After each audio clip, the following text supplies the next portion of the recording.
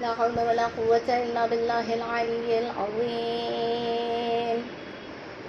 حسبنا الله ونعم الوكيل، نعم المولى ونعم النصير.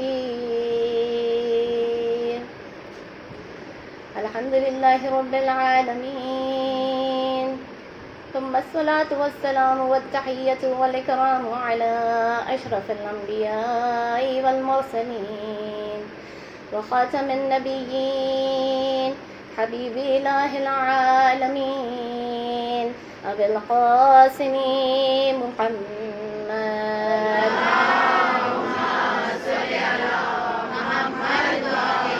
وعلى آله الطيبين الطاهرين المعصومين المنتجبين، لا سيما بقية الله في الأرضين وحجته على الخلائق أجمعين، سيدنا ومولانا وصاحب نعمتنا وولي عصرنا مهدي هذه الأمة وطاووس أهل الجنة الحجة بن الحسن العسكري، روحي وأرواح العالمين لتراب مقدمه الفداء.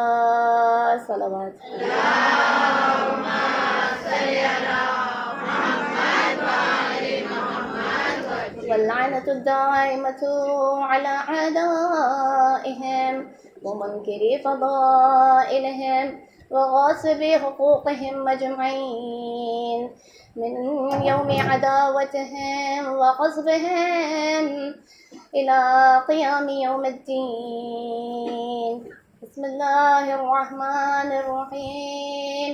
اللهم كن لوليك الحجة بن الحسن صلواتك عليه وعلى آبائه في هذه الساعة وفي كل ساعة وليا وحافظا وقائدا وناصرا ودليلا وعينا حتى تسكنه أرضك طوعا وتمتعه فيها طويلا.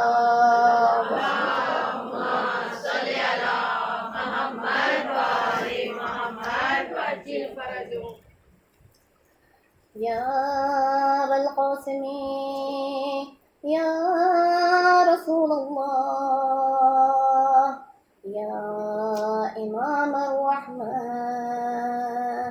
يا سيدنا ومولانا، إنا توجهنا واستشفعنا وتوسلنا بك إلى الله وقدمناك بين يدي حاجاتنا يا وجيها عند الله، اشفع لنا عند الله يا وجيها عند الله، اشفع لنا عند الله يا أبا محمد يا حسن بن علي أيها المجتبى يا ابن رسول الله يا حجة الله على خلقه يا سيدنا ومولانا، إنا توجهنا واستشفعنا وتوسلنا بك إلى الله وقدمناك بين يدي حاجاتنا يا وجيها عند الله، اشفع لنا عند الله يا وجيها عند الله، اشفع لنا عند الله. صلوات اللهم صل على محمد وآل محمد وعجل فرجهم. أما بعد، فقد قال الله تبارك وتعالى في كتابه المبين وقرآنه المجيد وقوله الحق. بسم الله الرحمن الرحيم. لقد كان لكم في رسول الله أسوة حسنة لمن كان يرجو الله واليوم الآخر. صلوات اللهم صل على محمد وآل محمد. عزیزان محترم، السلام علیکم ورحمۃ اللہ وبرکاتہ. خداوند عالم کی بارگاہ میں رزق و دعا بلند کرتے ہوئے، پروردگار تجھے تیرے سب سے عظیم رسول کا واسطہ، اس رسول کریم کا واسطہ جس سے ہمیں اہل بیت اطہار جیسی شخصیتیں حاصل ہوئیں، جن سے ہم محبت کرتے ہیں اور جن کی محبت کا محور رسول خدا.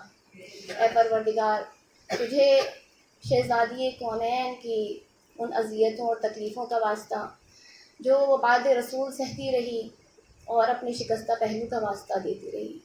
اے پروردگار، تمام مریضوں کو، بیماروں کو شفائے کاملہ عاجل عنایت فرما. پروردگار، جس رزق خیر سے یہ مجلسیں، یہ تمام مجالس عزا برپا کی جاتی ہیں، ان رزق میں پروردگار اضافہ فرما.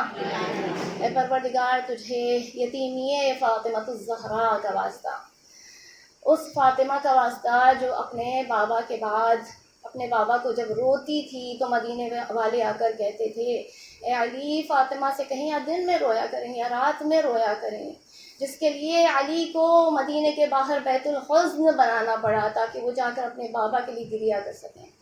پروردگار، والدین کے سائے کو ہم پر سلامت رکھنا، یتیموں کے آسروں کو سلامت رکھنا. اے پروردگار، یوسف زہرا کے ظہور میں تعجیل عطا فرما تاکہ وہ آ کر تمام مظلومین کا، خصوصاً اپنے جد اور جدہ کے ناحق بہائے گئے خون کا انتقام لے سکیں. بار الہ، ہم سب کو یوسف زہرا کے جمال اقدس کی زیارت نصیب فرما. ہم سب کو حج اور زیارت معصومین، خصوصاً رسول خدا کی جنت البقیع کی زیارتیں، اور تمام معصومین کی خصوصاً کربلا کی زیارت مقدسہ کی نصیب فرما. اے پروردگار، یہاں پر جتنی مومنات حاضر ہیں اور دنیا کے کونے کونے میں جہاں محبان اہل بیت علیہم السلام ہیں، ان کے رزق میں برکت عطا فرما، انہیں حلال وسیع اور طیب رزق عطا فرما. اور آخرت میں ہم سب کو پروردگار جناب شہزادی کونین کے جوار میں سرخرو فرما. ربنا تقبل منا انک انت السمیع العلیم. حاجات کی قبولیت کے لیے بآواز بلند صلوات.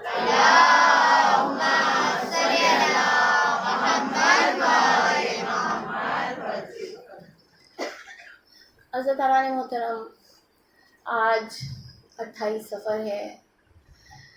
2 مہینے سے ایام اعزاں مسلسل جاری و ساری رہے ہیں، اور یہ بس آخری دن ہیں عزاداری کے، اگر ایام اعزاں کی نسبت سے دیکھا جائے. ان دنوں میں، مسلسل 2 دنوں میں جو ہے، ہم نے مولا کو اپنا مہمان بلایا. آج ہم جناب فاطمہ کے اور علی مرتضیٰ کے مہمان ہیں. مولا کو ہم نے مہمان بلایا اور مولا ہماری مہمانی کرتے رہے، مولا بھی ہماری مہمانی کرتے رہے. جب دن گزرتے جاتے ہیں تو ایک اداسی سی چھانے لگتی ہے کہ اب وہ وقت قریب آ رہا ہے جب یہ دن نہ رہیں گے. یہ عزاخانے آباد تو رہیں گے، لیکن وہ رونق جو ان ایام اعزاں میں ہوتی تھی وہ باقی نہیں رہے گی. آج 28 صفر کا روز، ہمیں بیوی کو ان کے بابا کا بھی پرسہ دینا ہے اور ان کے لخت جگر کا بھی پرسہ دینا ہے. عزیزانو، میری سمجھ میں نہیں آتا کہ جب پرسہ دیں ہم بیوی کو تو کس طرح سے دیں. جب عاشور کا روز آتا ہے تو اس وقت ہمیں جناب سیدہ کو اپنے ایک لال کا پرسہ دینا ہوتا ہے، اور جب ان مجالس کا آغاز ہوتا ہے تو اس طرح سے آغاز ہوتا ہے کہ مصائب سے آغاز کیا جاتا ہے اور مصائب کے درمیان ہی مجلس اختتام پر پہنچ جاتی ہے. جب ایک بیٹے کا پرسہ دینا ہوتا ہے تو اس کا انداز یہ ہوتا ہے. تو عزاداران محترم، مجھے بتائیے کہ آج بیوی کو کس طرح سے پرسہ دینا چاہیے کہ آج جنہیں 2 معصوموں کا پرسہ دینا ہے، ایک باپ ہے، ایک بیٹا ہے. عزاداران محترم، لیکن پھر بھی رسم یہی رہی ہے کہ فضائل بیان کیے جائیں، پیغامات بیان کیے جائیں اور پھر مسائل پر اختتام کیا جائے. عزاداران محترم، آج ہم بیوی کو رسول کا پرسہ دیں گے، جو کائنات کا رسول ہے، جو رحمت للعالمین ہے، جس کو پروردگار عالم نے اپنا مظہر بنا کر بھیجا ہے. وہ رسول کس عظمت کی بلندی پر ہے، کس شان کا حامل ہے یہ رسول. یہ رسول خود اپنی زبان مبارک سے یہ کہتا ہوا نظر آتا ہے، اول ما خلق اللہ نوری. سب سے پہلی شے جو خداوند عالم نے خلق فرمائی، جسے لباس خلقت پہنایا، وہ میرا نور تھا. عزیزان محترم، جب ہم یہ کہتے ہیں نا کہ اللہ تعالیٰ نے کائنات میں جس شے کو سب سے پہلے دائرہ خلقت میں لباس خلقت سے نوازا، سرفراز کیا، وہ رسول اللہ کا نور تھا. آج کے زمانے میں سائنسی ترقی کے بنسبت اور یہ جو ایڈوانس ہوتا چلا جا رہا ہے زمانہ، اس کے مطابق جو اگر دیکھا جائے تو کائنات لفظ ہماری سمجھ میں آتا ہے.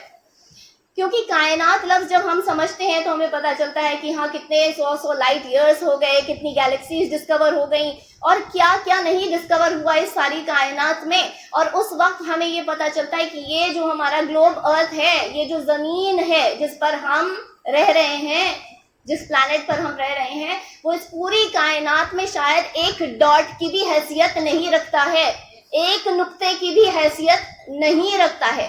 آج کے زمانے میں ہمارے لیے سمجھنا آسان ہے، لیکن اس وقت جب رسول خدا نے فرمایا تھا کہ تمام کائنات میں سب سے پہلے اللہ نے جس شے کو خلق کیا وہ میرا نور تھا، اس وقت لوگوں کے لیے سمجھنا مشکل تھا. تو نسبتاً آج بہت آسان ہو گیا ہے، اور انشاءاللہ آسان ہوتا چلا جائے گا جیسے جیسے سائنس آگے ترقی کرتا جائے گا. اس تمام کائنات کے اندر اللہ تعالیٰ نے ہر شے کو خلق فرمایا. ہر شے اپنے وجود میں اللہ کے وجود کی محتاج ہے.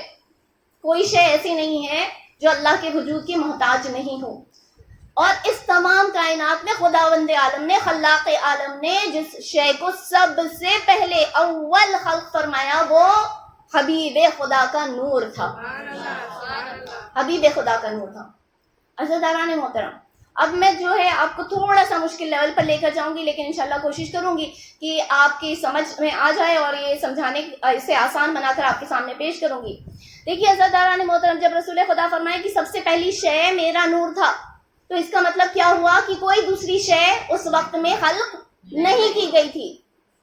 اب آج کے حساب سے اگر دیکھیں، میں بار بار آج کہہ رہی ہوں، یا ہم کل کہتے ہیں یا فیوچر کہتے ہیں، تو ساری چیزیں ٹائم کے دائرے میں آ جاتی ہیں، ساری چیزیں وقت کے دائرے میں آ جاتی ہیں. وقت خود ایک مخلوق ہے، اس لیے کہ اس کا وجود ہے.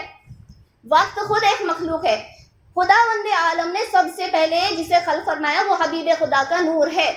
یعنی وقت کو بھی جب اللہ نے خلق فرمایا، وہ حبیب خدا کے نور کے بعد اسے خلقت عطا فرمائی. وقت سے ہم اس کے ریفرنس سے کبھی کسی چیز کو الگ نہیں کر سکتے. اگر آپ کو فاطمہ میں اس مجلس میں آنا تھا تو آپ کے لیے ٹائم کا جاننا ضروری تھا، آپ کا ڈیٹ کا جاننا ضروری تھا. ڈیٹ اور ٹائم یہ دونوں جو ہے وقت سے نسبت دیے جاتے ہیں کہ کس روز آپ کو آنا ہے، کس وقت پہ آپ کو آنا ہے. اور دوسری چیز ہوتی ہے، اسے ہم کہتے ہیں زمان. دوسری چیز ہوتی ہے مکان، یعنی کہاں آنا ہے، مجلس کہاں پر برپا کی جا رہی ہے، آپ کو کہاں پر تشریف لانا ہے، کس جگہ پر آپ کو آزاداری کو قائم کرنا ہے. یعنی دو چیزوں کا ریفرنس ہمیشہ دیا جاتا ہے، زمان کا اور مکان کا. کب اور کہاں یہ بتانا ہمیشہ ضروری ہوتا ہے، لیکن خداوند عالم نے کب اور کہاں کو رسول خدا کے نور کے بعد خلق فرمایا اور نور محمد کو پہلے خلق فرمایا. یعنی اب نور محمد کو وقت کا ریفرنس نہیں دیا جا سکتا کہ کب نور محمد کو خلق فرمایا گیا. اب یہ نور یا یہ محمد چاہے اول محمد ہو چاہے آخری محمد ہو، اب یہ وقت کے پابند نہیں ہو، اب وقت ان کا پابند ہوگا، وقت ان پر اثر انداز نہیں ہوگا. لیکن ہم جسے امام زمان کہتے ہیں اسے سمجھنے کی کوشش کیجئے کہ جسے امام زمان کہا جاتا ہے وہ صرف امام زمان نہیں ہے، وہ صاحب العصر والزمان ہے. یعنی جس پہ زمانے پر بھی اختیار ہے اور مکان پر بھی اختیار ہے. صلوات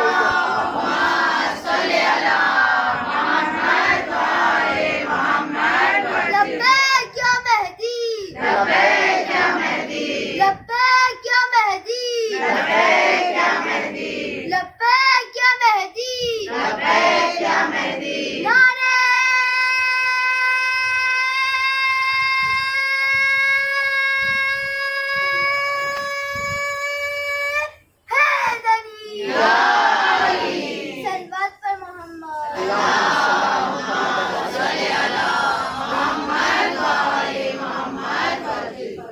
اللہ تعالیٰ نے اس کائنات کو خلق فرمایا، اور کائنات کو کیوں خلق فرمایا؟ ہم چاہے جو سمجھیں کہ اللہ نے اس وجہ سے کائنات کو خلق فرمایا، یہ ریزن تھا کائنات کو خلق کرنے کے پیچھے، لیکن جب تک خود خلاق عالم نہیں بتائے گا کہ اس کی مرضی کیا تھی، وہ کیا چاہتا تھا، اس کائنات کو خلق کرنے کا سبب کیا تھا، تب تک ہم چاہے جو بھی اندازے کرتے رہیں، کیا قیاس آرائیاں کرتے رہیں، وہ سب کسی معنی کی نہیں ہیں۔ اور یہ راز بھی راز رہ جاتا اگر حدیث قصہ کا واقعہ پیش نہیں آتا، اس لیے کہ حدیث قصہ کا وہ واقعہ ہے جو خود شہزادی کونین اپنی زبان مبارک سے بیان کر رہی ہیں، اور ایک مرتبہ جب اس کائنات کے خلقت کے پیچھے سبب بیان کرنا چاہتی ہیں تو فرماتی ہیں کہ خداوند عالم فرماتا ہے انی ما خلقت سماء مبنیۃ ولا ارضا مدحیہ ولا قمرا منیرا ولا شمسا مضیہ ولا فلکا یجور ولا بحرا یجری ولا فلکا یسری الا فی محبت هؤلاء الخمسین الذین هم تحت الکساء۔ یعنی کہ بی بی کیا فرما رہی، خداوند عالم نے اگر اس کائنات کے کسی ذرے کو خلق فرمایا تو ان 5 کی محبت میں خلق فرمایا، ان پنجتن کی محبت میں خلق فرمایا۔ عزیزان محترم، یہ بی بی ہم سے یہ سارے حدیث قصہ کا واقعہ بیان کر رہی ہیں۔ اب میں جو ہے آپ کی توجہ کو ایک جملے کی طرف لے جانا چاہتی ہوں کہ حدیث قصہ میں ہم جانتے ہیں کہ بی بی بیان کر رہی ہے، پہلے رسول خدا تشریف لائے اور پھر چادر کے نیچے جا کر تشریف فرما ہوئے، اس کے بعد حسنین کریمین آئے اور وہ بھی چادر کے نیچے بیٹھ گئے، اس کے بعد جو ہے علی مرتضیٰ آئے اور وہ بھی چادر کے نیچے جا کر بیٹھ گئے۔ آخر میں بی بی فرماتی ہیں کہ میں چادر کے قریب گئی، میں نے اذن طلب کی، رسول اللہ نے مجھے اجازت دی اور میں بھی چادر کے نیچے آ گئی۔ جب یہ 5 تن چادر کے نیچے آ گئے تو جناب فاطمہ فرماتی ہیں کہ اس وقت کیا فرما رہی ہیں، یہ جناب فاطمہ کے جملے، یہ رسول کے جملے نہیں، اللہ کے جملے، یہ جناب فاطمہ کے جملے ہیں۔ کیا فرما رہی ہیں، فَلَمَّا اكْتَمَلْنَا جَمِيعًا، کیا فرما رہی ہیں کہ جب ہم 5 جو ہے اس چادر کے نیچے آ گئے۔ اب میں آپ کی توجہ ایک لفظ کی طرف لے جانا چاہتی ہوں۔ ہم کہتے ہیں ہم یہاں پر اس امام بارگاہ میں، اس حسینیہ میں ہم سب موجود ہیں، ہم سب یہاں پر جمع ہوئے ہیں، یہاں پر ہماری جماعت موجود ہے، ہم جمع ہوئے ہیں، اور اس کے لیے چاہے آپ عربی کا لفظ دیکھیے، چاہے فارسی کا لفظ دیکھیے، چاہے اردو کا لفظ دیکھیے، ایک ہوتا ہے، اسے کہا جاتا ہے اجتماع۔ یہ ساری گیدرنگ کو کہا جاتا ہے یہ اجتماع ہے، یہاں پر مومنات کا اجتماع ہے۔ لیکن جناب فاطمہ جب الفاظ استعمال کر رہی، یہ نہیں کہہ رہی جب 5 کے 5 تن جو ہے جمع ہو گئے، کیا فرمایا انہوں نے، فَلَمَّا اكْتَمَلْنَا جَمِيعًا، جب ہم سب کے سب اس کے نیچے جو ہے تکمیل پا گئے۔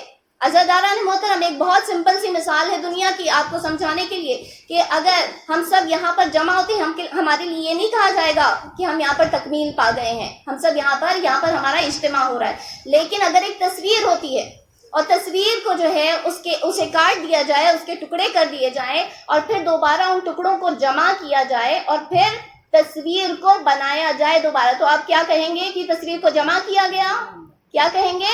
تصویر کو مکمل کیا گیا، تصویر کو کامل کیا گیا۔ جناب فاطمہ الزہرا ہمیں بتانا چاہ رہی ہیں کہ تم یہ سمجھ رہے ہو کہ یہ 5 انوار جو سائے تطہیر کے نیچے آ گئے ہیں یہ جمع ہوئے ہیں، لیکن ذرا زہرا کی نظر سے دیکھو، یہ اجتماع نہیں ہو رہا ہے ان 5 انوار کا۔ یہ 5 نور دنیا میں، کائنات میں پھیلے ہوئے تھے، جب چادر تطہیر کے نیچے آ گئے تو اس نور کا پزل مکمل ہو چکا۔ صلوات بھیج دیں محمد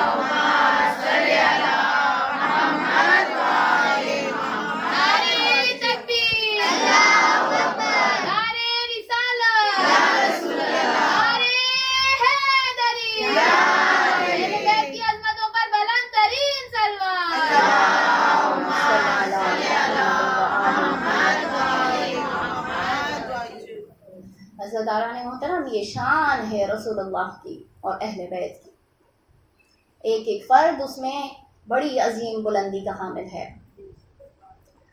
میرے ساتھ چلیے گا، تھوڑا سا شاید آپ کے لیے علمی بحث ہو رہی ہو، علمی گفتگو ہو رہی ہو، لیکن انشاءاللہ آپ محظوظ ہوں گے کہ اگر بنیادی طور پر بات کی جاتی ہے تو دیکھیں کہ حبیب خدا جو ہے افضل المخلوقات ہیں، اشرف المخلوقات ہیں، یعنی تمام انبیاء میں بھی سب سے افضل ہیں، فخر کل انبیاء والمرسلین ہیں۔ تو ایسا ہو نہیں سکتا کہ اللہ تعالیٰ نے اپنے کسی نبی کو کوئی فضیلت دی ہو اور اس سے اپنے حبیب کو محروم رکھا ہو. کوئی چھوٹی سے چھوٹی فضیلت کسی نبی کو دی ہو, اسے اپنے حبیب کو نہیں دی ہو, ایسا ہو نہیں سکتا. اس لیے کہ وہ ان کے ہیڈ ہے, سید و سردار ہیں انبیاء اور مرسلین کے. تو ہر فضیلت جو جس بھی نبی کو دی گئی ہو وہ تمام فضیلتیں رسول خدا میں جمع کی گئیں. اب آپ آئیے دیکھیے حضرت موسیٰ کو, نبی موسیٰ کو. اگر آپ قرآن پڑھیں گے تو جتنے ناز اللہ نے نبی موسیٰ کے اٹھائے ہیں وہ کسی نبی کے نہیں اٹھائے. علماء کے درمیان جب باقاعدہ اس طرح سے گفتگو ہوتی ہے تو وہ کہتے ہیں کہ سب سے لاڈلا نبی قرآن کے مطابق جو ہے اللہ کا وہ نبی موسیٰ ہیں, سب سے لاڈلے نبی. کتنی لاڈ کر رہے ہیں اللہ ان کی. خدایا مجھے تجھ سے بات کرنی ہے, خدایا مجھے تجھے دیکھنا ہے. ہر چیز جو ہے جو مانگ رہے ہیں اللہ جو ہے انہیں عطا کر رہا ہے. اور اللہ نے بہت ناز اٹھائے حضرت موسیٰ کے. لیکن ایک وقت نبی موسیٰ پر بھی آتا ہے جہاں پر وہ اپنے دستہائے مبارکہ کو جو ہے دعا میں بلند کرتے ہیں. اچھا مجھے یہ بتائیے کہ دعا کی کب جاتی ہے؟ جب انسان کو اپنے اندر کوئی کمی محسوس ہوتی ہے تب وہ اس چیز کے لیے دعا کرتا ہے. یہاں پر نبی موسیٰ بھی جو ہے ایک وقت میں آ کر پروردگار عالم کی بارگاہ میں دعا کر رہے ہیں. کیا دعا کر رہے ہیں؟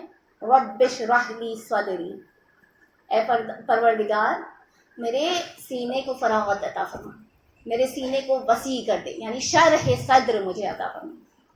عزیزان محترم, ہم بھی دعا کرتے ہیں لیکن دعا کس کے لیے کرتے ہیں؟ مال کے لیے کرتے ہیں, دولت کے لیے کرتے ہیں, اولاد کے لیے کرتے ہیں, رزق کے لیے کرتے ہیں. رزق بھی جو دنیا کا ہم سمجھتے ہیں تو اس کے لیے کرتے ہیں. تو طرح طرح کی ہماری بھی دعائیں ہوا کرتی ہیں. لیکن جب دیکھیے یہ جو ہے بارگاہ رسول کی بارگاہ میں آئے ہیں, امام حسن مجتبیٰ کی بارگاہ میں آئے ہیں, کوئی یہاں سے خالی ہاتھ نہیں جا رہا. یہ توہین رسالت ہے, یہ توہین امام حسن ہے. اگر کوئی شخص یہ سمجھے کہ ہم اس عزاخانے میں آئے ہیں, فرش عزا پر آئے ہیں, خالی ہاتھ آئے ہیں, خالی ہاتھ لوٹ جائیں گے, ایسا ہو نہیں سکتا ہے. یہ توہین رسالت ہے. تو یہاں سے مانگ کے جائیں, اور جب مانگے تو کیا مانگے؟ یقیناً مال مانگیے, دولت مانگیے, اولاد مانگیے, رزق کی فراوانی, مکان, وسیع مکان, اپنا مکان, سب کچھ مانگیے. لیکن کبھی مومن کو دیکھا ہے یہ مانگتے ہو کہ اے پروردگار تو مجھے عقل و شعور عطا فرما. دوسرے کے لیے فوراً کہہ دیتے ہیں تمہیں اللہ عقل دے, تمہیں اللہ شعور دے. اپنے لیے کبھی مانگا ہے؟ جیسے مسلمانوں یہ طے کر لیا ہے کہ ہم کو بس اللہ نے جتنی عقل دے دی ہے وہ کافی ہے, وہ بہت ہے, اب ہم کو عقل مانگنے کی ضرورت نہیں ہے, شعور مانگنے کی ضرورت نہیں ہے. لیکن یہ نبی ہیں, نبی کیا مانگ رہے ہیں؟ مجھے شرح صدر عطا فرما. یعنی شرح صدر وہ عظیم نعمت ہے جو انبیاء بھی اللہ کی بارگاہ میں آ کر اس کا سوال کرتے ہیں. تو اپنی دعاؤں میں پروردگار عالم سے جب معصومین کی دعائیں پڑھتے ہیں تو اس میں جملے ملتے ہیں پروردگار مجھے فہم عطا فرما, مجھے عقل و شعور عطا فرما. تو ان دعاؤں کو بھی شامل کیجیے, علم عطا فرما. تو نبی موسیٰ بھی ایک مقام پر آ کر اللہ سے مانگ رہے ہیں, اے پروردگار مجھے شرح صدر عطا فرما. اور پروردگار عالم انہیں عطا فرماتا ہے کہ اے موسیٰ اب تک ہم نے تمہیں اس شرح صدر سے محروم رکھا تھا, اب ہم تمہیں شرح صدر عطا کرتے ہیں. لیکن کیا کہنے حبیب خدا کے, کہ جب حبیب خدا کی بات آتی ہے تو خدا وند عالم سورہ انشراح میں یہ فرماتا ہوا نظر آتا ہے, الم نشرح لک صدرک, اے حبیب کیا ہم نے آپ کو آپ کے بنا مانگے ہوئے شرح صدر نہیں عطا فرمایا؟ اے حبیب ہم نے کیا آپ کو فراغ سینہ نہیں عطا فرمایا, وسیع سینہ, چوڑا سینہ نہیں عطا فرمایا؟ آپ کے سینے کو چوڑا نہیں کر دیا, آپ نے مانگا بھی نہیں اور ہم نے آپ کو عطا کر دیا. تو عزیزان محترم, یہ نبی موسیٰ ہے جو مانگ رہے ہیں. اللہ نے اتنے ناز اٹھائے ہیں لیکن اپنے حبیب کو خداوند عالم بنا ان کے سوال کیے جو ہے عطا فرما رہا ہے. ایک صلوات بھیج دیں محمد ہم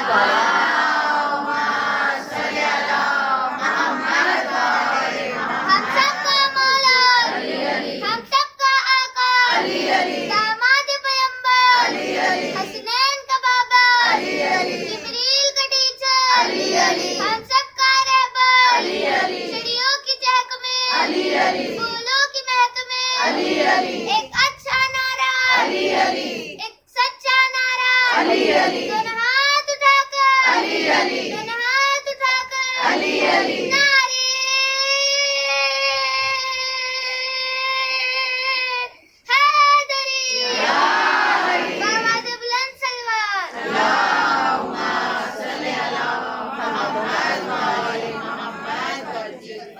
یہ تھے نبی موسیٰ۔ اب نبی ابراہیم کو دیکھ لیجئے کہ نبی ابراہیم وہ نبی ہیں جسے اللہ نے اپنا خلیل کہا۔ اس کے پہلے اللہ نے کبھی کسی کو خلیل کے لقب سے نہیں نوازا تھا۔ خلیل یعنی دوست، دوست کا لقب کسی کو نہیں دیا تھا۔ حضرت ابراہیم کو اپنا دوست بنایا خداوند عالم نے، اور ایک روز ایک روایت بتاتی ہے کہ ملک الموت ان کے حضور میں آتے ہیں، اور روایت کا انداز اس طریقے کا ہے کہ پتہ چلتا ہے کہ ملک الموت اکثر جو ہے حضرت ابراہیم سے ملاقات کرنے کے لیے آیا کرتے تھے۔ تو جب نبی ابراہیم نے ان کا اس روز انداز کچھ بدلا ہوا دیکھا، ایک مرتبہ سوال کیا کہ اے ملک الموت کیا خبر لائے ہو؟ تو ملک الموت عرض کرتے ہیں یا خلیل خدا، میں آج آپ کو لینے آیا ہوں، آج میں تنہا نہیں جاؤں گا، آج میں آپ کو اپنے ساتھ لے کر جاؤں گا۔ یعنی موت کی خبر سنا رہے ہیں، حضرت ابراہیم کو ان کی موت کی خبر دی جا رہی ہے۔ حضرت ابراہیم نبی تھے، یقیناً اللہ کی مشیت تھی کہ ان کا انتقال ہو جائے، اللہ سے ملاقات کریں، قبول کیا اس بات کو۔ لیکن انہوں نے ایک جملہ کہا، اور اس کو سمجھانے کے لیے آپ کے سامنے جو ہے ایک مثال پیش کرنا چاہتی ہوں کہ اکثر کبھی ہم جو ہے کسی بزنس ٹرانزیکشن کر رہے ہوتے ہیں یا کوئی گیم کھیل رہے ہوتے ہیں، تو اکثر کیا ہوتا ہے کہ ہم ایک کارڈ اپنا سنبھال کے رکھتے ہیں۔ یہ وہ کارڈ ہوتا ہے جو ہم سب سے لاسٹ میں استعمال کرتے ہیں، اسے ٹرمپ کارڈ کہا جاتا ہے، اور اس سے جو ہے پوری بازی پلٹ جاتی ہے۔ یعنی کہ انسان ہار رہا ہوتا ہے، شکست کھا رہا ہوتا ہے، یہ کارڈ اگر سامنے پیش کر دیتا ہے تو اس کی وجہ سے سارا معاملہ الٹا ہو جاتا ہے اور اسے فتح حاصل ہو جاتی ہے۔ تو ایک طریقے سے ہم کہہ سکتے ہیں کہ حضرت ابراہیم نے بھی ایک اپنا ٹرمپ کارڈ سنبھال کے رکھا ہوا تھا۔ تو جیسے ہی ملک الموت نے ان سے کہا کہ میں آج آپ کو اپنے ساتھ لے کر جانے والا ہوں، تو حضرت ابراہیم پلٹ کر کہتے ہیں کہ مجھے اللہ کی مشیت گوارا ہے، مجھے اس سے انکار نہیں ہے، لیکن اے اسرائیل مجھے یہ بتائیے، کیا کبھی دوست بھی دوست کو موت سے ہمکنار کرتا ہے؟ لقب دوست کا دیا ہے نا، خلیل کا دیا ہے، کیا دوست بھی دوست کو موت سے ہمکنار کرتا ہے؟ ملک الموت رب العزت کی بارگاہ میں جا کر جواب لے کر آتے ہیں، اور پھر اس کے بعد آنے کے بعد کہتے ہیں کہ پروردگار عالم آپ کے لیے فرماتا ہے کہ کیا دوست بھی کبھی دوست کی ملاقات کرنے سے انکار کرتا ہے؟ یعنی کہ اے ابراہیم، اگر موت آپ کو ہم دے رہے ہیں تو اپنی ملاقات کے لیے بلا رہے ہیں۔ اور شاعر نے کیا خوب کہا، موت کو سمجھے ہیں غافل اختتام زندگی، موت کو سمجھے ہیں غافل اختتام زندگی، ہے یہ شام زندگی صبح دوام زندگی۔ تو موت کوئی عیب نہیں ہے، کمال ہے، اس لیے کہ اگر موت عیب ہوتی تو اللہ نے موت ہر ایک کو دی ہوتی، لیکن اپنے حبیب کو نہیں دی ہوتی، اس لیے کہ یہ کمال ہے، موت جو ہے کمال ہوتی ہے۔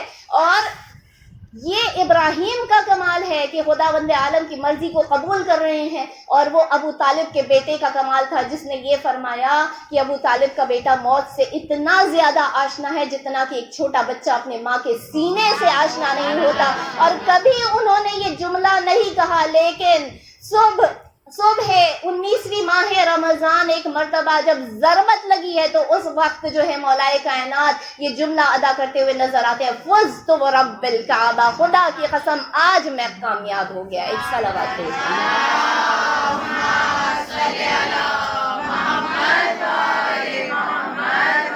جنگل پہاڑ کرتے ہیں نادے علی علی، جنگل پہاڑ کرتے ہیں نادے علی علی، مشکل کو سب حل کرو مشکل کشالی، نعرہ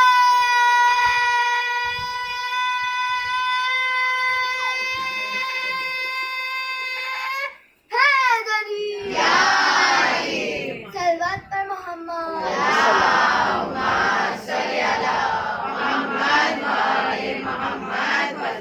تو آئیے ان حضرت ابراہیم کے اوپر ذرا سی توجہ کریں، خداوند عالم نے کیسے کیسے مشکل امتحانات سے گزارا انہیں، اولاد بھی جو ہے واپس مانگی، امتحان دینا پڑا، اس کے بعد جو ہے اپنے مکان سے، اپنے ملک سے، اپنے وطن سے جانا پڑا نمرود کی وجہ سے۔ خداوند عالم نے کئی امتحانات لیے اپنے اس نبی ابراہیم کے۔ ایک روز حضرت ابراہیم بھی خدا کی بارگاہ میں یہ دعا کرتے نظر آتے ہیں، وَإِذْ قَالَ إِبْرَاهِيمُ رَبِّ أَرِنِي كَيْفَ تُحْيِي الْمَوْتَى، اے پروردگار مجھے دکھا دے کہ تو کیسے مردے کو زندگی عطا فرماتا ہے۔ سورہ بقرہ کی آیہ نمبر 260 ہے۔ تو اس میں حضرت ابراہیم خداوند عالم سے سوال کر رہے ہیں، پروردگار مجھے بتا کہ تو کیسے مردے کو زندگی عطا فرماتا ہے۔ آگے جا کر اس آیت کو پڑھیے اور خداوند عالم کے جواب کے انداز کو دیکھیے کہ خداوند عالم کا جب جواب آتا ہے، حضرت ابراہیم کو ڈانٹ پڑ گئی۔ قال اولم تؤمن، اے ابراہیم تم ایمان نہیں رکھتے کہ میں مردوں کو زندگی عطا کر سکتا ہوں؟ ڈانٹ پڑ گئی حضرت ابراہیم کو، ایک سوال، ایک نشانی تو مجھے دکھا دے۔ کون سی عظیم نشانی؟ احیاء الاموات عظیم نشانیوں میں سے ہے، مردے کو زندگی دینا یہ عظیم نشانیوں میں سے اللہ کی۔ اور حضرت ابراہیم ایک نشانی دکھانے کا سوال کر رہے ہیں خداوند عالم سے، خداوند عالم نے ڈانٹ دیا کہ کیا تمہیں ایمان نہیں ہے؟ حضرت ابراہیم فرماتے ہیں ان کو صرف ایک نشانی کا سوال نہیں کیا بلکہ اب ان کو وضاحت کرنی پڑ گئی، باقاعدہ ایکسپلینیشن دینا پڑ رہا ہے، کیوں میں نے یہ سوال کیا تجھ سے اے پروردگار۔ کیا فرما رہے ہیں؟ وَلَٰكِن لِيَطْمَئِنَّ قَلْبِي، اے پروردگار ایمان تو ہے لیکن میرے اطمینان میں مزید اضافہ ہو جائے، مجھے اطمینان زیادہ اور حاصل ہو جائے۔ اس ایک نشانی کو دکھانے کے لیے پروردگار عالم نے کتنی مشکل سے حضرت ابراہیم کو گزارا۔ کیا کہا؟ 4 مختلف پرندے لے کر آؤ، پھر ان کا قیمہ کرو، ان کا گوشت کاٹو، انہیں ذبح کرو، اور ذبح کرنے کے بعد جو ہے 4 مختلف پہاڑوں پر جا کر ان کے گوشت کو ملا کر مخلوط کر کے 4 مختلف پہاڑوں پر رکھ دو۔ عزاداران محترم، آج کا زمانہ نہیں ہے کہ کوئی فاسٹ ریسنگ کار میں آپ بیٹھ گئے اور پھر ایک پہاڑ پر گئے، دوسرے پہاڑ پر گئے، 4 پہاڑوں پر جا کر رکھ کر آ گئے اور پھر اپنے مکان میں آ گئے۔ نہیں، حضرت ابراہیم کو ایک ایک پہاڑ پر جانا پڑ رہا ہے، پیدل پیادہ جانا پڑ رہا ہے، وہاں جا کر جو ہے وہ گوشت مخلوط گوشت رکھ کر ایک پہاڑ سے دوسرے پہاڑ، دوسرے سے تیسرے، تیسرے سے چوتھے پہاڑ پر رکھ کے آ رہے ہیں۔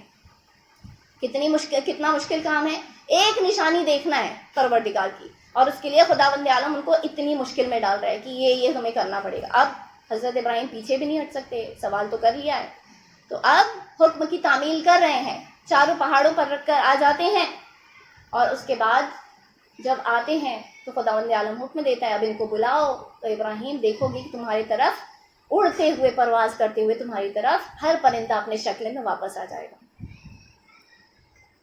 عزیزداران محترم، یہ ہیں نبی ابراہیم۔ اللہ تعالیٰ نے اتنا لیفٹ رائٹ کروایا انہیں، یہاں جاؤ، وہاں جاؤ، اس پہاڑ پر جاؤ، اس پہاڑ پر جاؤ، گوشت کے ٹکڑے رکھو، تب جا کر جو ہے وہ پرندے آئے حضرت ابراہیم پر۔ یقین ہے مجھے کہ جب حضرت ابراہیم نے اللہ کی اس ایک نشانی کو دیکھا ہوگا تو جتنی ان کی تھکن رہی ہوگی، جتنا ان کا تعب و رنج رہا ہوگا، وہ سب کا سب جو ہے اس نشانی کو دیکھ کر ختم ہو گیا ہوگا کہ اللہ مردوں کو زندگی عطا کرتا ہے۔ لیکن آئیے حبیب خدا کی جانب، جب خداوند عالم اپنے حبیب کو نشانی دکھانا چاہتا ہے تو سورہ اسراء میں، سورہ بنی اسرائیل میں فرما رہا ہے سبحان الذي اسرى بعبده ليلا من المسجد الحرام الى المسجد الاقصى الذي باركنا حوله لنريه من آیاتنا۔ خداوند عالم کیا فرما رہا ہے؟ اے حبیب، ہم تمہیں صرف نشانی دیکھنے کے لیے بلائیں گے نہیں، لیکن جب بلائیں گے تو تمہارے لیے باقاعدہ سواری بھیجیں گے، اور سواری پر جو ہے آپ پرواز کرتے ہوئے آسمانوں تک آئیں گے۔ آسمانوں میں جب آئیں گے تو خداوند عالم کیا فرما رہا ہے کہ صرف نشانی نہیں دکھائیں گے، من آیاتنا، آیات دکھائیں گے، تمام نشانیوں کو جو ہے آپ کے سامنے واضح کر دیں گے، ظاہر کر دیں گے۔ اور اے حبیب، وہ مقام آئے گا جہاں سردار ملائکہ حضرت جبرائیل ایک مقام پر عرش کے قریب جب آئیں گے تو ٹھہر جائیں گے اور کہیں گے کہ اے حبیب خدا، اب اس کے آگے میں بڑھ نہیں سکتا، اگر بڑھ گیا تو میرے پر جل جائیں گے، اب آپ جانے اور اللہ جانے، اور اگر علی کا لہجہ اللہ لے لے تو پھر آپ جانے اور علی جانے کہ جب حبیب خدا زمین پر واپس دوبارہ وارد ہو جائے تو علی کہنے لگے یا رسول خدا، میں بتاؤں کہ آپ آسمانوں میں کیا کر کے آئے ہیں؟ صلوات بھیج دیں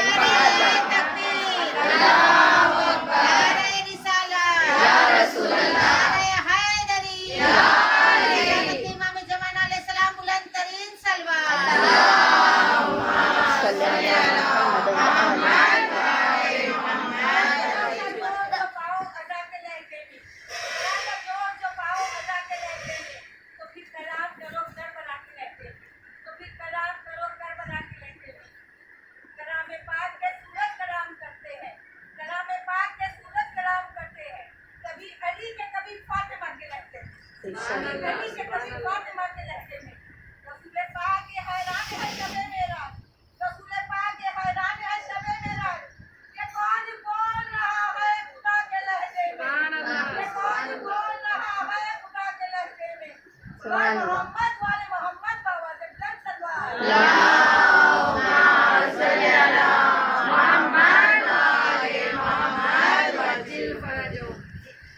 ہے عظمت رسول خدا، یہ ہے بلندی عظمت رسول خدا۔ آج کے حوالے سے دو پیغامات، انتہائی اہم پیغامات، ویسے رسول کا ہر پیغام اہم ہے اور میں کون ہوتی ہوں کسی ایک پیغام کو زیادہ اہمیت دینے والی، لیکن رسول خدا جب آئے تو اپنے ساتھ جو سب سے بڑا معجزہ لے کر آئے۔ ہر نبی اپنے ساتھ معجزہ لے کر آیا، ہر نبی کا اپنا اعجاز ہے، جو انہوں نے کیا وہ کوئی دوسرا نہیں کر سکتا تھا، لیکن حبیب خدا جو اپنے ساتھ اعجاز لے کر آئے ہیں وہ علم کا اعجاز لے کر آئے ہیں۔ تو سب سے پہلی آیت مبارکہ بھی نازل فرما رہا ہے خداوند عالم، اقرأ بسم ربک الذی خلق، پڑھو تمہارے رب کے نام سے۔ عزاداران محترم، ہم امت رسول میں قرار پاتے ہیں، امت رسول کو چاہیے کہ علم کے معاملے میں پیچھے نہ رہے۔ مومنات کا مجمع ہے، میں نہیں جانتی کہ آج کے زمانے میں جو ہے بچیوں کو کس طرح سے ٹریٹ کیا جاتا ہے، لیکن الحمدللہ مجھے بہترین تعلیم دی گئی، چاہے دنیاوی دی گئی ہو چاہے دینی دی گئی ہو، میرے والدین نے بہترین تعلیم مجھے عطا فرمائی، اور ہر گھر میں ہر مومن کو اور مومنہ کو چاہیے کہ اپنے بچوں کو بہترین تعلیم عطا فرمائے۔ ایسا نہیں ہونا چاہیے ہمارے مذہب کے اندر کہ کوئی بچہ جو ہے صلاحیت رکھتا ہو لیکن فائنینشیل ریسورسز کی کمی کی وجہ سے جو ہے وہ تعلیم نہ حاصل کر سکے۔ آج یہ وہ زمانہ ہے جہاں پر ہم اپنے امام کے لیے جو ہے تیاریاں کر رہے ہیں، ان کے ظہور کو ہموار کرنے والے ہم ہی ہوں گے، لہٰذا ان کو چاہیے کہ ہر شخص جو ان کے کمپینینز میں سے ہو، ان کا ساتھ دینے والوں میں سے ہو، وہ علم کے سب سے اول درجے پر ہو۔ دنیا کا کوئی ایسا کورس نہیں ہونا چاہیے جہاں پر بہترین سے بہترین صلاحیت چاہیے ہو اور اس کے لیے اہل بیت کے محب کے علاوہ کوئی کوالیفائی کر جائے۔ چاہے لڑکی ہو چاہے لڑکا ہو، تعلیم دیجیے، لیکن تعلیم پیسے کمانے کے لیے نہیں ہونی چاہیے، تعلیم اس لیے ہونی چاہیے کیونکہ ہم کو وقت کے امام کے ظہور کے لیے زمین کو ہموار کرنا ہے، ان کے لیے تیاری کرنی ہے۔ اور دوسری چیز جو رسول اللہ جس کے لیے مبعوث کیے گئے، خود انہوں نے فرمایا تھا، انی بعثت لأتم مکارم الاخلاق، کہ میں مبعوث اس لیے کیا گیا ہوں تاکہ اخلاق کی بلندیوں تک تمہیں پہنچا سکوں۔ بہت افسوس کی بات ہے آج جو ہے جب لوگ دیندار کو دیکھتے ہیں، جو جن کی داڑھیاں تھوڑی بڑی ہیں ان کو دیکھتے ہیں، یا جو نماز کی صف اول میں نظر آتے ہیں، تو لوگ ان کو دیکھ کر کہتے ہیں کہ ان کے ساتھ بزنس نہ کرنا، خبردار، یہ خیانت کرنے والوں میں سے، یہ بے ایمان ہیں۔ بہت افسوس کی بات ہے کہ دینداروں کو دیکھ کر جو ہے ان کی بے ایمانی کا ثبوت ان کی دینداری سے لگایا جاتا ہے کہ یہ بے ایمان ہیں، یہ خیانت دار ہیں، ان کا اخلاق اچھا نہیں ہے۔ جو بھی ہمارے ریلیشن شپس ہیں، چاہے گھر کے اندر ہیں چاہے گھر کے باہر ہیں، چاہے بزنس کے دوران ہیں، دیکھیے بزنس میں بھی اپنی تہذیب کو نظر انداز نہیں کرنا چاہیے، اپنی زبان کو نظر انداز نہیں کرنا چاہیے۔ جس طرح کا لہجہ بزنس کی دنیا میں استعمال کیا جاتا ہے اس لہجے سے گریز کریں۔ کیونکہ ہم رسول کے ماننے والے ہیں، ہم رسول کی امت میں سے ہیں۔ اپنے اخلاق کو بہتر بنائیں، اپنی زبان کو بہتر بنائیں۔ کبھی آپ نے کسی صحابی کے لیے سنا کہ اس نے کہا ہو کہ میں مسلمان اس لیے ہوا ہوں کیونکہ میں نے رسول اللہ کو مصلی عبادت پر دیکھا ہے؟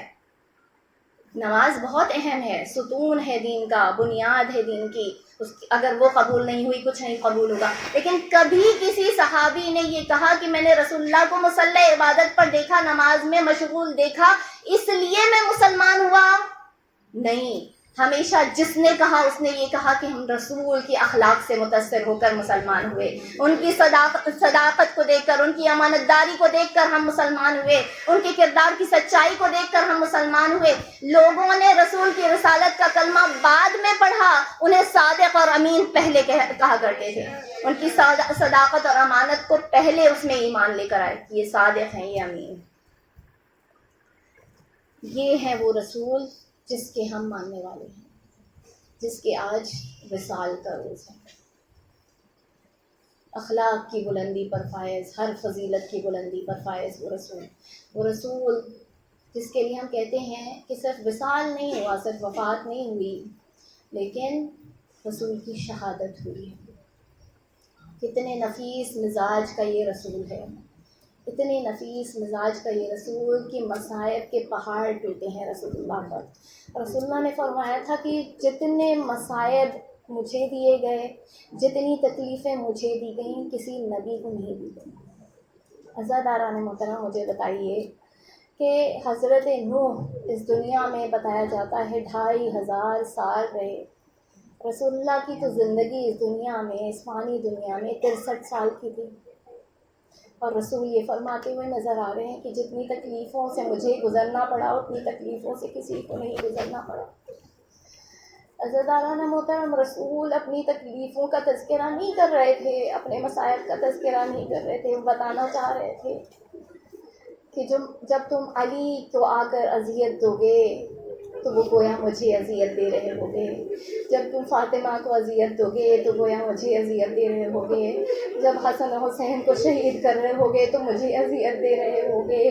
تمام آل محمد کو جس مصیبت سے گزرنا ہوگا اس سے میں گزر رہا ہوں۔ اتنے نفیس مزاج کا یہ رسول کو زہر دے دیا گیا۔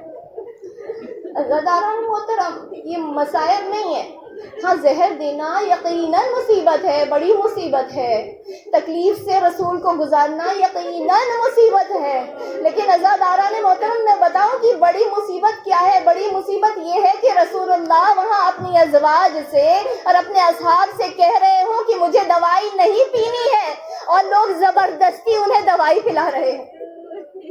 یہ رسول کی مصیبت ہے۔ مصائب کو سمجھیں گے آپ؟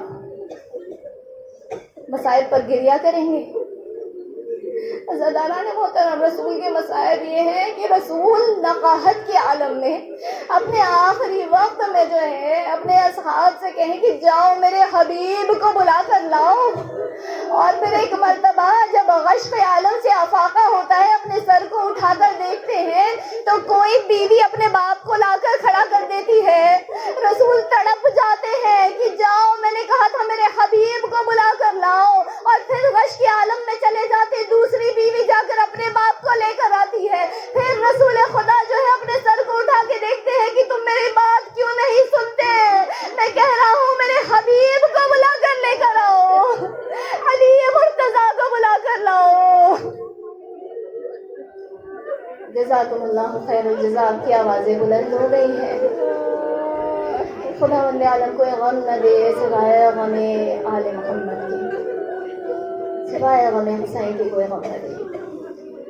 ہاں عزاداران محترم، یہ حبیب خدا کے مصائب ہیں۔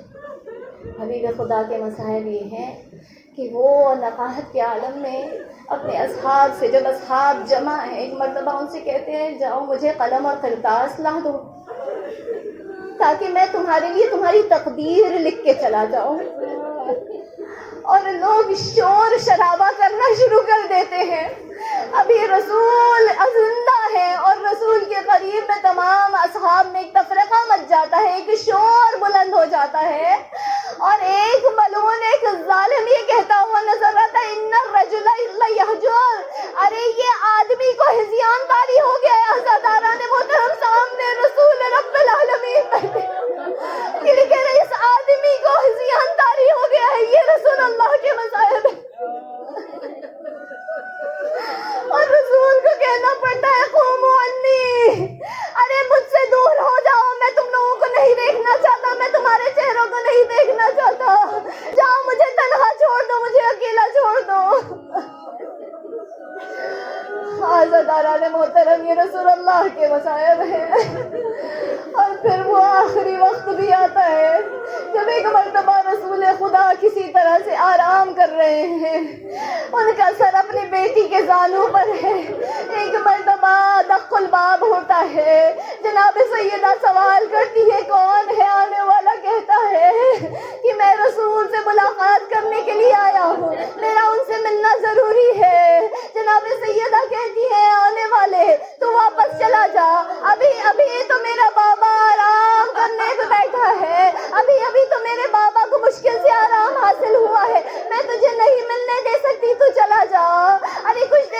خاموشی چھا جاتی ہے. دوسری مرتبہ پھر دق الباب ہوتا ہے. بیوی پھر کہتی ہے ارے آنے والے میں نے تجھ سے کہا نا, میرے بابا بڑی مشکل سے آرام کر رہے ہیں, ارے میرے بابا بڑی اذیت میں ہے, تو چلا جا, میں تجھے نہیں اجازت دے سکتی. تاریخ لکھتی ہے کہ تیسری مرتبہ ذرا زور سے دق الباب ہو گیا. یہ رسول کی بیٹی ہے, میں نہیں جانتی کہ اپنے عصمت کے علم سے کیا کیا جانتی ہے, رسول اللہ اپنے عصمت کے علم سے کیا کیا جانتے ہیں, لیکن تاریخ لکھتی ہے کہ یہاں ذرا سا زور سے دق الباب کا ہونا تھا. ارے اس کے پہلے کہ جناب سیدہ کچھ کہتی آنکھوں سے اشک جاری ہو جاتے ہیں. رسول کی بیٹی کی آنکھوں میں آنسو آ جاتے ہیں. ایک مرتبہ آنسو رخسار رسول پر گرتے ہیں. رسول اپنی آنکھوں کو کھولتے ہیں, کہتے ہیں اے میرے لال کیا بات ہے, تمہاری آنکھوں سے اشک جاری ہو رہے. رسول ہر چیز کو برداشت کر سکتے ہیں, لیکن اپنی اکناتی بیٹی کی آنکھوں میں آنسو کو برداشت نہیں کر سکتے. اے میرے لختے جگر ابھی میں زندہ ہوں, تم کیوں آنسو بہا رہی ہو. مرتبہ جناب سیدہ کہتی ہے بابا پتہ نہیں کون ہے, بار بار دروازے پر آتا ہے, میں اسے لوٹنے کے لیے کہتی ہوں وہ واپس آ جاتا ہے. بابا میں اسے اجازت نہیں دیتی, وہ پھر چلا آتا ہے. رسول فرماتے ہیں میری لال کیا تم جانتی ہو کہ یہ کون ہے. سیدہ کہتی نہیں بابا میں نہیں جانتی, میں نے اس کا چہرہ نہیں دیکھا. رسول کہتے ہیں سیدہ یہ ملک الموت ہے, یہ کسی کے دروازے پر نہیں ٹھہرتا, کسی سے اجازت نہیں طلب کرتا. جانتی ہے یہ آپ کے دروازے پر آ کر بار بار دق الباب کیوں کر رہا ہے. بیٹی آپ کے احترام میں. ارے میں کیا کہوں, ارے وہ سیدہ جو ذرا زور سے دق الباب ہونے کو برداشت نہ کر سکی, جو اتنے نفیس مزاج کی بیٹی تھی. ارے جب بعد رسول لوگوں نے میخوں والا دروازہ بی بی پر گرایا تو میں نہیں جانتی بی بی نے کیسے برداشت کیا. جب چلتا ہوا دروازہ گرا اور لوگ اس دروازے پر سے گزرنے لگے, میں نہیں جانتی بی بی نے کیسے برداشت کیا. اجرکم اللہ, جزاکم اللہ خیر الجزا. آج ہم کو بیوی کو پرسہ دینا ہے, ان کے بابا کا بھی پرسہ دینا ہے, ان کے لخت جگر کا بھی پرسہ دینا ہے. ارے اس لخت جگر کا پرسہ جس کی حسرتیں ہوا کرتی تھی, ارے ہماری بھی حسرت ہوتی ہے, کاش ہم اس وقت مدینہ میں موجود ہوتے. ارے امام حسن کی بھی ایک حسرت تھی, مجھے نانا کے پہلو میں دفنایا جائے, لیکن ان کی حسرت رہ گئی. ارے جب امام حسن کا جنازہ لے جایا گیا, نانا کے مزار کا طواف کرایا جا رہا تو تیروں سے استقبال ہو رہا تھا. آجرک اللہ یا صاحب الزمان, امام زمانہ ہماری تعزیت اور تسلیت کو قبول کیجیے. آج ہم یتیم ہو گئے, آج زہرا یتیم نہیں ہوئی ہے. ارے ہمارے والد, ہمارے شفیق والد ہم سے جدا ہو گئے. دارال محترم, روایت بتاتی ہے نا کہ بیٹیاں اپنے باپ کے جنازوں کی رونق ہوا کرتی ہے. ارے بیٹیاں اگر باپ کے جنازوں میں نہ روئے تو رونق نہیں ہوا کرتی ہے. جب بیٹیاں بہن کیا کرتی ہے تو باپ کے جنازوں میں رونق ہو جایا کرتی ہے. یقیناً یقیناً جب رسول کا جنازہ تھا تو بی بی نے سوچا ہوگا ارے کوئی تو میرے بابا کے, یہ مدینہ جو ہے میرے بابا کی کلمہ گویوں سے بھرا ہوا ہے, ارے کوئی آئے گا میرے سرتاج کے ساتھ میرے بابا کو غسل دے گا, ان کو کفن دے گا. لیکن کوئی نہ تھا. ایک علی مرتضیٰ رسول کو تنہا غسل دے رہے تھے, رسول کو کفن تنہا پہنا رہے تھے, رسول کی نماز جنازہ تنہا پڑھی. ارے کوئی رسول کے جنازے میں شریک نہ تھا. یقیناً جب شہزادی کو نین آئی تو اپنے باپ کے جنازے سے لپٹ گئی ہوں گی، اپنے باپ کے جنازے پر بین کرنا شروع کیا ہوگا، اور جب 3 روز کے بعد جب بابا کا جنازہ اٹھایا جا رہا ہوگا تو جناب فاطمہ مجھے یقین